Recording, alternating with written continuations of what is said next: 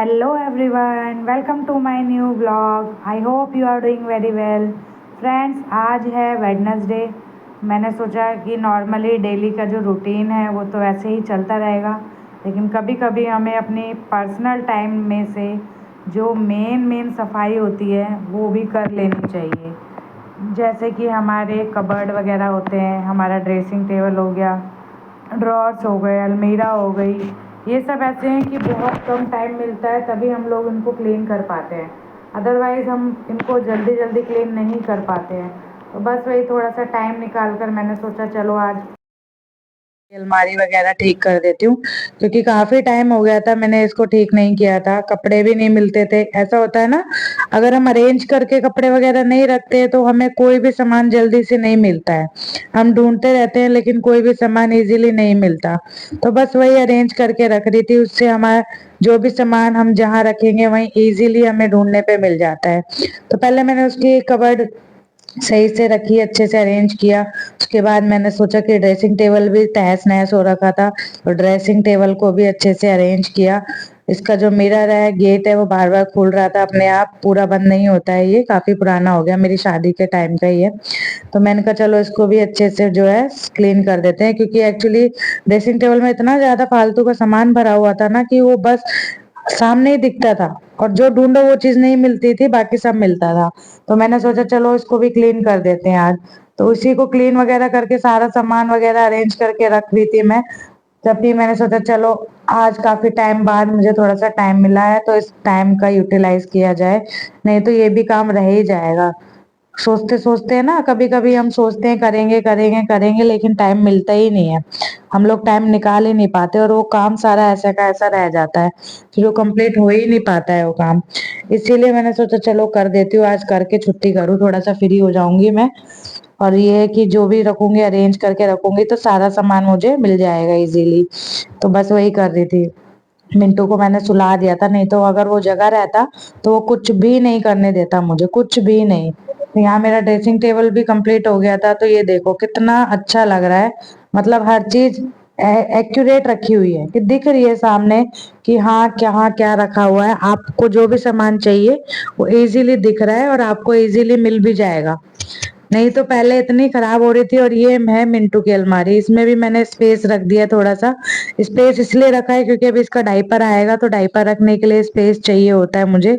Diaper के लिए बिल्कुल भी स्पेस नहीं मिल पाता, तो मैं थोड़ा सा स्पेस इसी की कबर्ड में छोड़ देती हूँ, जिससे कि डायपर इजीली रख सकूं। उसके बाद ड्रेसिंग टेबल के नीचे के ड्रॉर रह गए थे, ये तो भाई इतना सामान इनमें भरा था ना फालतू का, मेरे तो समझ ही नहीं आता।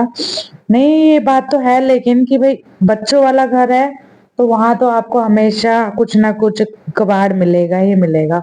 एक्चुअली बच्चे ना जल्दी से सामान वगैरह फेंकने का नाम नहीं लेते। उनके जो भी टॉयज वगैरह होते हैं सब संभाल के रख लेंगे, सब कुछ। ये भी रख लो, वो भी रख लो। कुछ खराब हो जाए तो वो भी नहीं फेंकना, खराब चीज भी इनको रखने का बड़ा शौक रहता है। तो बस इसी के पीछे पड़े रहते हैं ये बच्चे। मैंने कहा चलो इसमें से थोड़ा सा सामान वगैरह निकालती हूँ। होली पे इसके पापा जो है बहुत सारी पिचकारी वगैरह ले आए थे, तो उसमें से छोटी छोटी पिचकारियां तो बहुत सारी ऐसी नई की नई पड़ी हुई है, सारी यूज भी नहीं हुई है, बिना यूज हुए रखी हुई है, ऐसे ही एज इट इज पड़ी हुई है। मतलब जो यूज हुई है वो तो पड़ी ही है, जो बिना यूज किए वो भी पड़ी हुई है। मतलब इतना फालतू का सामान उठा के लाए हैं ना, समझ ही नहीं आ रहा क्या है क्या नहीं। अगले साल मत लेके आना, जाते हैं फैक्ट्री में उठा के ले आते हैं दुनिया भर का बोरा भर के। इतना थोड़ी ना यूज होता है यार ये। थोड़ा बहुत यूज कर लिया, कलर वगैरह लगा लिए, चलो होली हो गई बस।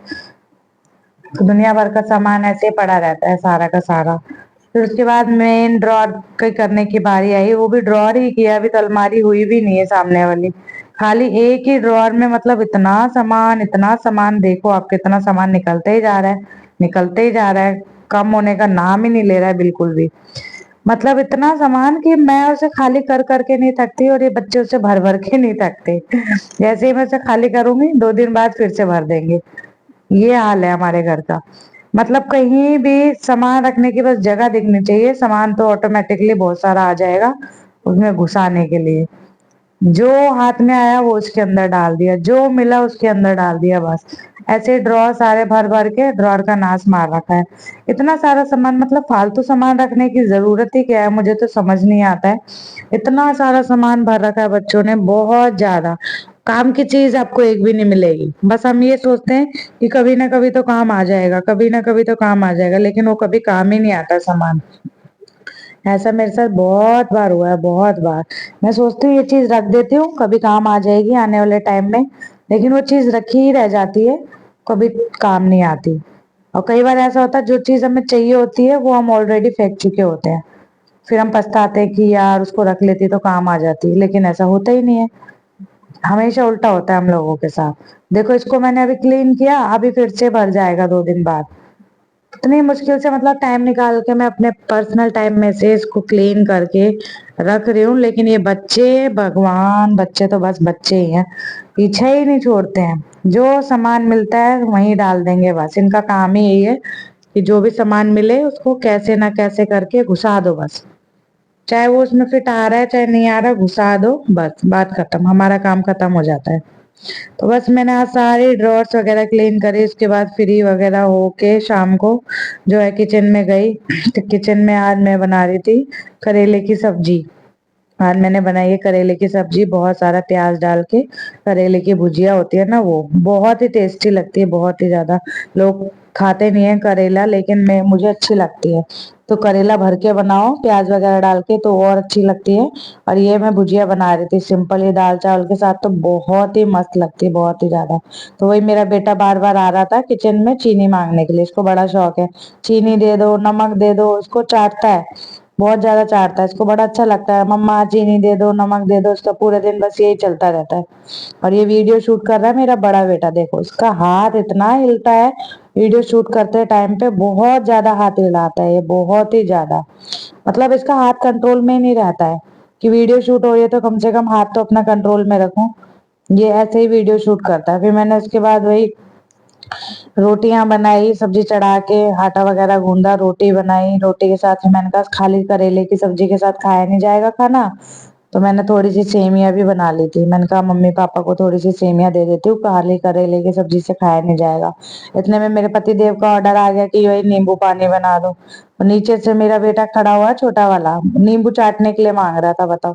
ऐसी ऐसी हरकतें हैं उसकी, उसको बड़ा पसंद है खट्टा तीखा, ये सब चीजें उसे बहुत पसंद है। मीठा नहीं खाता है वो बिल्कुल भी।